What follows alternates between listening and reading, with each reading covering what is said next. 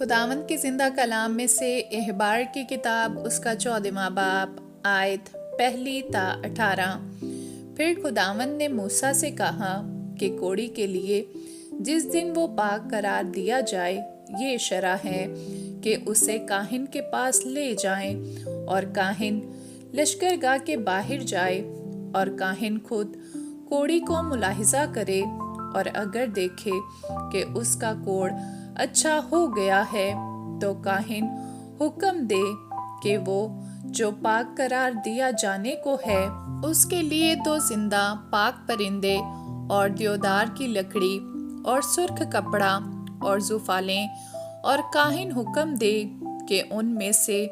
ایک پرندہ کسی مٹی کے برتن میں بہتے ہوئے پانی کے اوپر ذبح کیا جائے۔ پھر وہ زندہ پرندہ کو اور دیودار کی لکڑی اور سرخ کپڑے اور زوفا کو لے، اور ان کو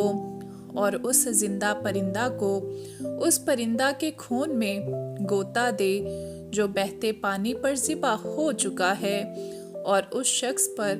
جو کوڑ سے پاک قرار دیا جانے کو ہے 7 بار چھڑک کر اسے پاک قرار دے، اور زندہ پرندہ کو کھلے میدان میں چھوڑ دے، اور وہ جو پاک قرار دیا جائے گا اپنے کپڑے دھوئے اور سارے بال منڈائے اور پانی میں غسل کرے، تب وہ پاک ٹھہرے گا۔ اس کے بعد وہ لشکرگاہ میں آئے، پر 7 دن تک اپنے خیمہ کے باہر ہی رہے، اور 7ویں روز اپنے سر کے سب بال اور اپنی داڑھی اور اپنے آبرو غرض اپنے سارے بال منڈائے اور اپنے کپڑے دھوئے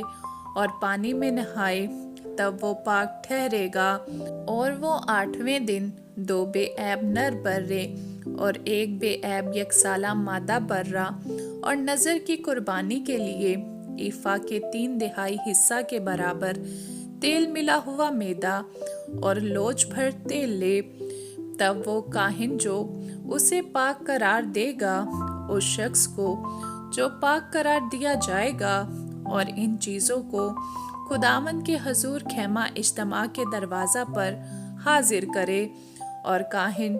نر بروں میں سے ایک کو لے کر جرم کی قربانی کے لیے اسے اور اس لوچ بھر تیل کو نزدیک لائے، اور ان کو ہلانے کی قربانی کے طور پر خداوند کے حضور ہلائے، اور اس برہ کو مقدس میں اس جگہ ذبح کرے جہاں خطا کی قربانی اور سوگتنی قربانی کے جانور ذبح کیے جاتے ہیں، کیونکہ جرم کی قربانی